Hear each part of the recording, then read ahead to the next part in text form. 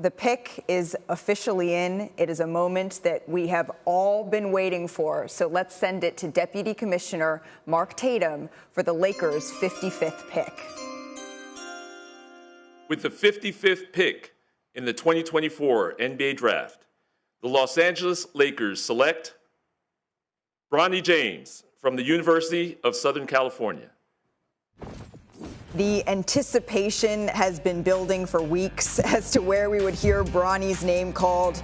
This is a young man who had an unprecedented spotlight on him in his freshman year at USC, where he played 25 games. He missed the first 8 games of the season after he went into cardiac arrest on July 24th, 2023. He underwent a procedure to treat a congenital heart defect. To see him less than a year later be drafted is a feat I don't think we can lose sight of. He's, of course, the eldest son of one of the greatest players to ever play the game, LeBron James, and now we see the first ever father-son duo in the NBA, Stephen A. I'm incredibly happy for Bronny James. I remember when, the basketball world stopped because the cardiac arrest situation last summer. I remember being around so many people in this building, scared to death that something awful had happened, and wondering. You see LeBron James entering the hospital. You heard so many different things. You're scared to death of what had happened to him and what was going to come of it.